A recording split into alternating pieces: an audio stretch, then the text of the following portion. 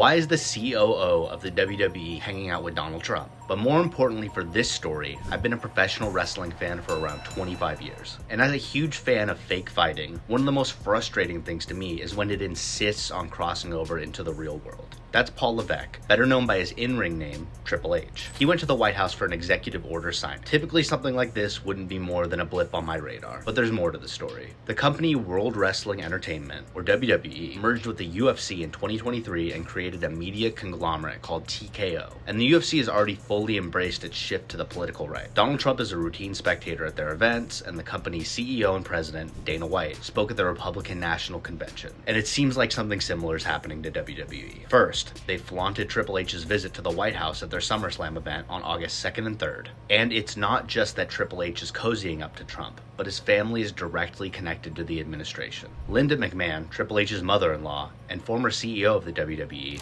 was the administrator of the Small Business Administration in Trump's first term and is the current Secretary of Education. McMahon and Trump are directly responsible for cuts to the Department of Education. Linda and Vince McMahon, former owner of WWE, donated millions to Trump's foundation in the 2000s, and millions more to get Trump elected in 2016 and 2024. This is all part of a trend, right? And that trend is making the product worse to me. Remember the guy who said Puerto Rico was a floating island of garbage at a Trump rally? He was headlining a WWE event during their biggest week of the year at Wrestlemania. It turns out a lot of people agree with me because he had another WWE event scheduled for August 2nd that got canceled. I used to go to every live WWE show that came to my city, but this shift to the right alongside ticket prices continuing to climb has me look into other companies to get my wrestling fix. What do you think about all this? Did you know Trump called Triple H a total winner when thousands of Americans were dying in 2020? Let us know your thoughts in the replies.